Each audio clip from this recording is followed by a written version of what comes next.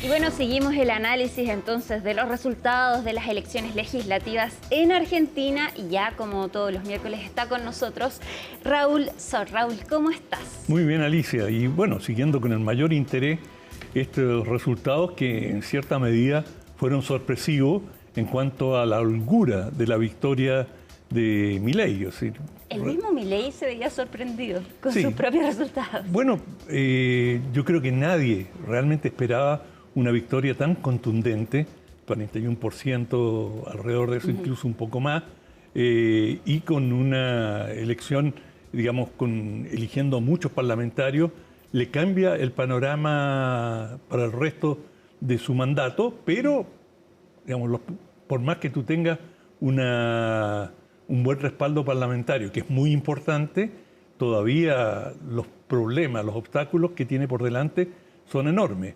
Y habrá que ver, porque creo que uno de los factores que determinó su victoria, y es muy difícil establecer con precisión si fue o no fue ese el factor más gravitante, fue la ayuda que le brindó Estados Unidos en un procedimiento de intervención extranjera insólito, en el cual el presidente Trump le dice a los argentinos, bueno, si eligen, esto antes de las elecciones, si eligen a este hombre que ha demostrado gran capacidad, que ha, digamos, restaurado la sanidad económica en la Argentina, perfecto, van 20.000 millones de dólares y otros 20.000 más, es decir, en total unos 40.000 millones de dólares, es decir, abundancia de dólares, pero si no, olvídense de este dinero. De manera que si eso no es intervención electoral directa en los asuntos de un país, en algo que es insólito porque en la Argentina no se había dado ese tipo o esas operaciones de salvataje, y Estados Unidos no las hace. Las ha hecho contadas ocasiones, lo hizo en México y en algunos otros puntos, pero digamos, no en ese volumen y no... Y esta es la pregunta que surge, Alicia, ¿por qué lo hizo Estados Unidos? ¿Por qué lo hizo Estados Unidos? Respondiendo a tu pregunta, exacto.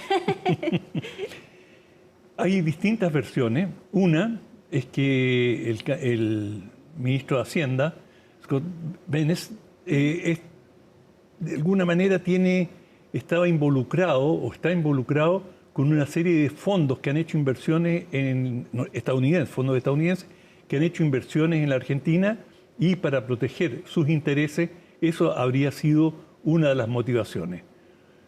Hay otros que dicen, no, esto tiene mucho más que ver con las relaciones internacionales y básicamente es parte de la cruzada que ya está llevando Estados Unidos contra China. Y los chinos estaban haciendo progresos importantes. China es un muy importante consumidor de soja producida en la Argentina, y la Argentina estaba comprando más, tiene una balanza de pago cada vez más orientada hacia la Argentina y no hacia Estados Unidos.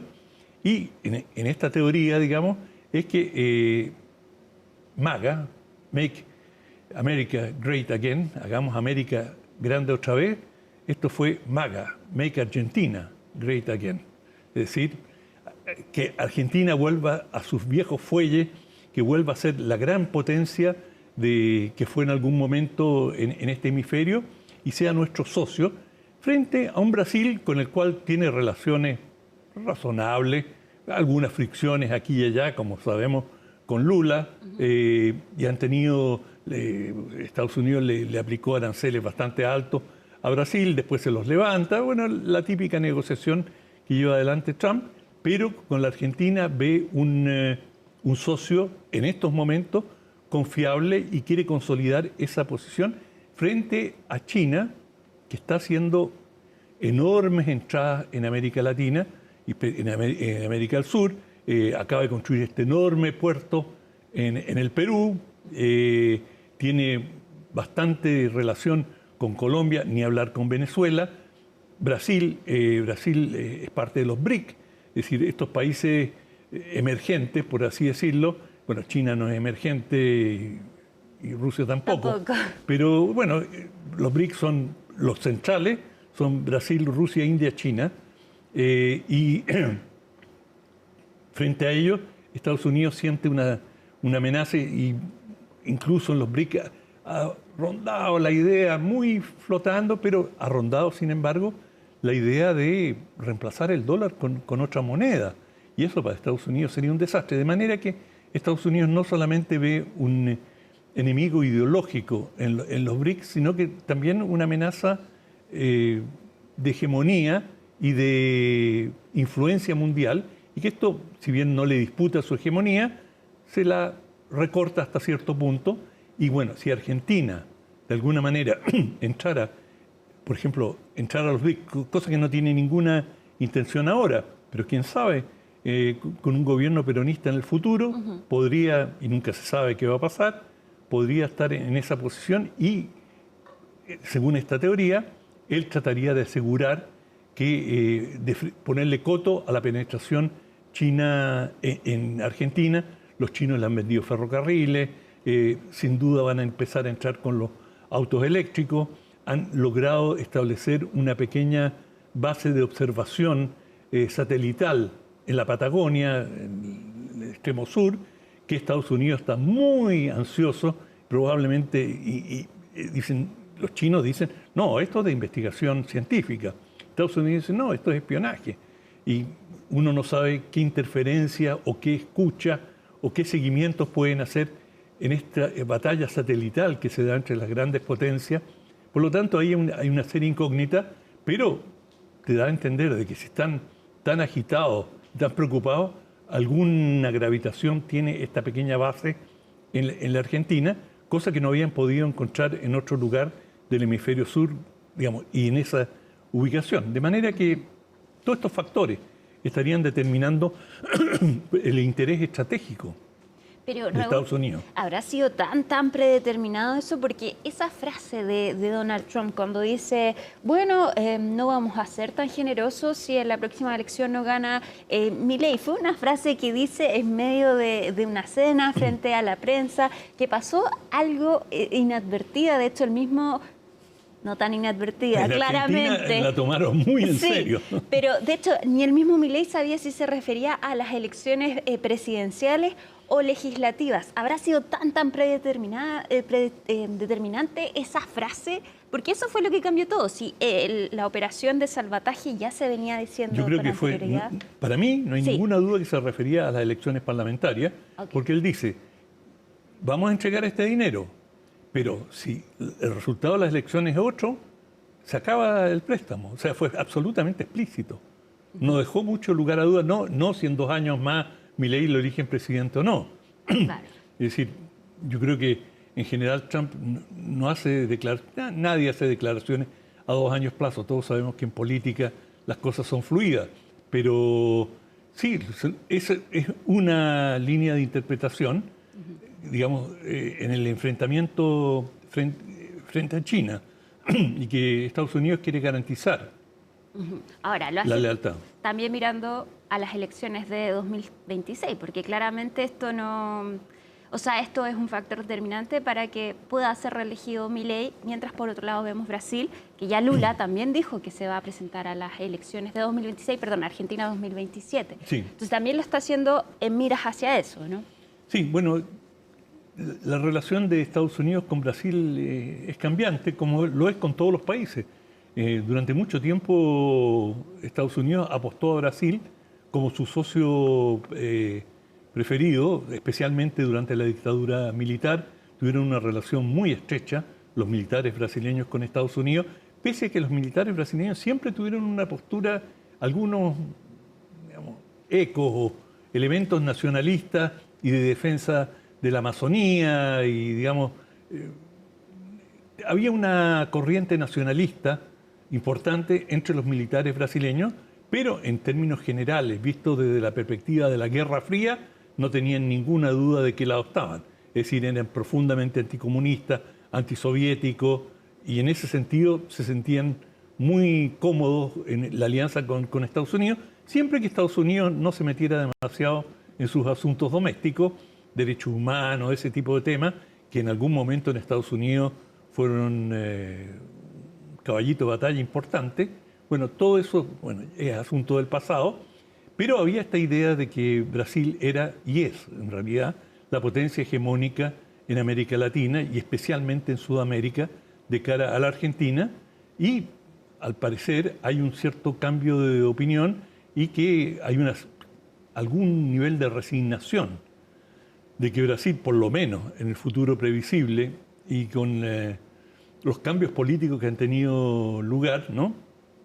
Es decir, la derrota de la facción de extrema derecha podría, tú lo has señalado, darse la posibilidad de una reelección, pese a su edad. Pero está muy bien, hay que decirlo. De Lula. Sí, 80 años.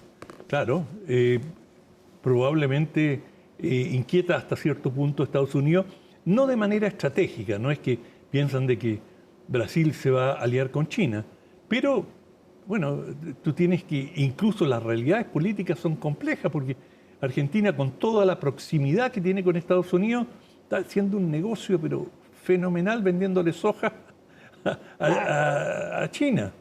Y Raúl, en ese sentido, ¿eso explicaría esta reunión entre Trump y Lula, que finalmente se reunieron, se vieron amigos? No salió nada de esa reunión, pero están negociando ahora supuestamente los equipos a raíz de los aranceles. Sí, claro. Bueno, en principio había una reducción de aranceles y la reunión pintaba bien. Sí. Digamos de que, además estos aranceles eran absolutamente arbitrarios. Eran aranceles políticos, no eran aranceles basados en una realidad económica. Pero, en definitiva, yo creo que Estados Unidos va a cuidar sus relaciones con Brasil. Brasil es un jugador muy importante a nivel mundial. El único país latinoamericano que puede gravitar mundialmente es Brasil. Y por lo tanto, yo creo que la postura de Lula de enfrentarse a Trump y decir, muy bien, quiere poner aranceles, vamos a ver cómo nos arreglamos con esos aranceles. Y esa se ha visto en varias ocasiones, que aquellos mandatarios que se someten salen muy perjudicados. Finalmente les terminan pasando por encima. ¿Pero qué mandatarios dices tú que se sometió?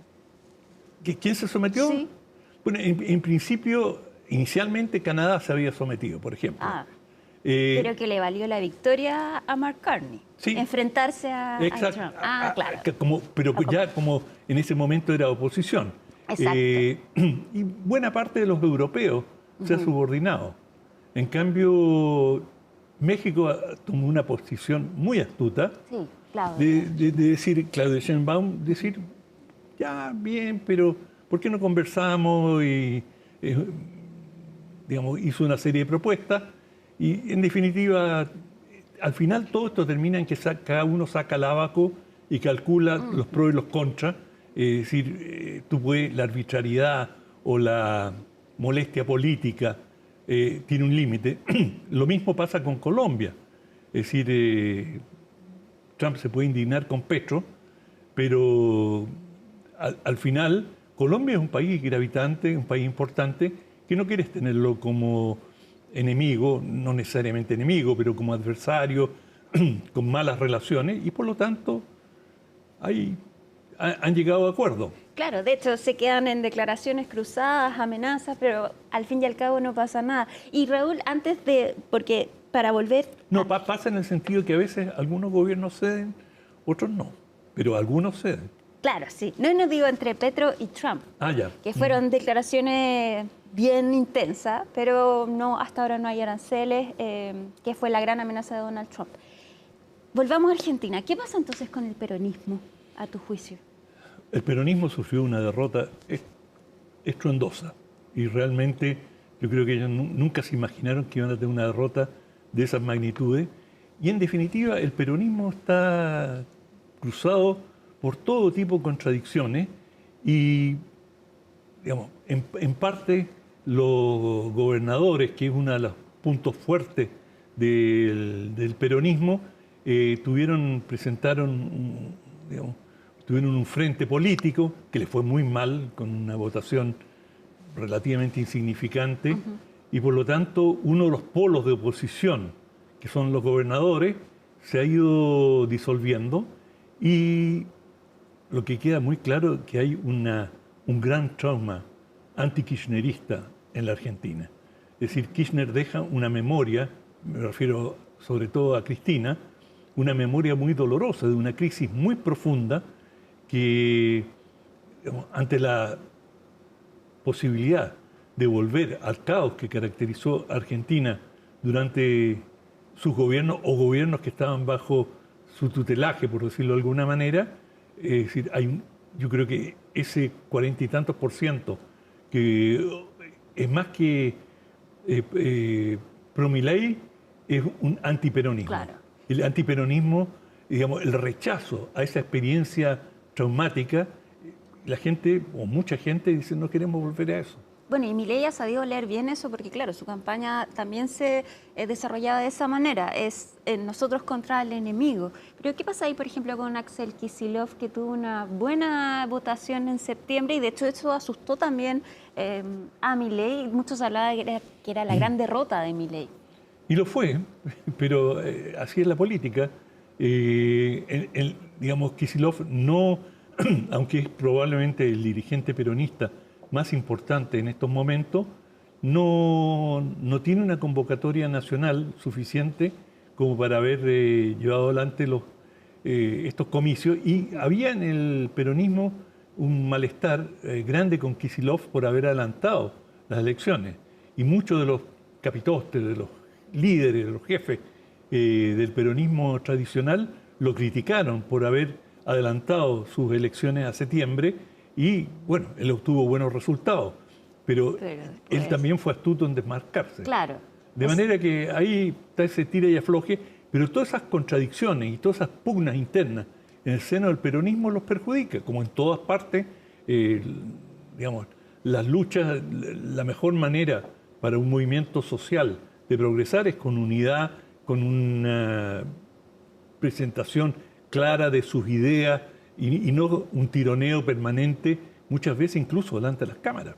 Y Raúl, ¿tú notaste que en el discurso de Milei también él se veía muy sobrio, como no lo que la caracteriza a Javier Milei? De hecho estaba vestido de presidente, ¿no?, con su chaqueta de cuero. ¿Crees tú que él también lee eso, que si bien ganó y tiene un margen importante ahora, eso no es garantía para estos 2 años? Yo creo que el cambio es enorme, tú lo señalas muy bien, y digamos, él se presenta con un lenguaje notablemente de mayor moderación. Sí, llamó la atención eso. O sea, es decir, lo que demuestra que es un genuino político, es decir, sabe vestirse para la ocasión, sabe presentarse, vende el producto. Cuando vendió el producto de El Rebelde, el hombre que se levantaba frente a la casta y iba con la motosierra, bueno, él estaba apuntando a quebrar, digamos, los poderes establecidos.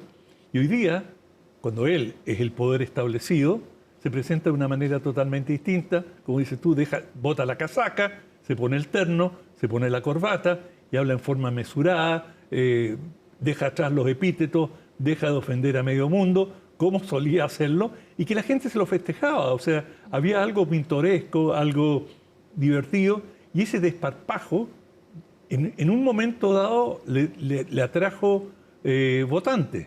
Pero y esa es la inteligencia, digamos, de poder entender los momentos políticos. Ese momento ya pasó. Hoy día, cuando tú eres el responsable y lo que tienes que dar es confianza, y bueno, tenés que aparecer como un hombre de Estado, no como un rockero. Bueno, le aprendió entonces a Trump, a su amigo Trump. Sí, bueno, yo creo que, digamos, de todas maneras, Milei debe tener un gran cuerpo de asesores políticos, y esa es la lectura que ellos han hecho, y obviamente les dio excelentes resultados, leyeron bien la realidad. Raúl, se nos acabó el tiempo, pero brevemente, ¿qué tan importante es la reunión de mañana de Trump y Xi Jinping? Es muy importante. Afortunadamente, como hacen las potencias serias, esto ya está negociado y por supuesto ya llegaron a los acuerdos principales, es decir, si no, no se reunirían. Y por ejemplo, Trump, cuando tenía que reunirse con Putin y no consiguió alguna concesión de Putin en cuanto a la guerra con Ucrania, dijo, bueno, ¿para qué nos vamos a reunir? Esto no vamos a sacar nada, no voy a ir a perder el tiempo. Y le suspendió la reunión. Si hubiese sido lo mismo con Xi Jinping, habría dicho lo mismo. No, no nos vamos a entender. Pero se han entendido. Y bueno, para la suerte de los chinos, tuvieron una carta de negociación muy potente, que eran las tierras raras, y que cuando Estados Unidos le empieza a amenazar con aranceles, los chinos tuvieron una contraamenaza. Dijeron, muy bien, pon aranceles, nosotros no te vendemos tierras raras. Arréglate para construir tus aviones de combate, todos tus sistemas más avanzados, todo el sistema espacial, todo requiere tierras raras. ¿Tú crees que no las necesitas? Allá tú. Bueno, Trump o su gobierno le dio consideración y dijeron, no, en realidad el daño que nos hace es enorme, y de pronto se han allanado y mañana veremos los resultados que da esto. Esperemos entonces el próximo miércoles estemos hablando más de eso. Y ojalá estemos hablando en términos muy positivos, que se ha ido suavizando este conflicto. Vamos a ver. Buenas noches, Raúl. Chao, Alicia. Nosotros llegamos al final de Conexión Global Prime. Ya pueden ver este capítulo en todas nuestras plataformas. Que estén muy bien y muy buenas noches.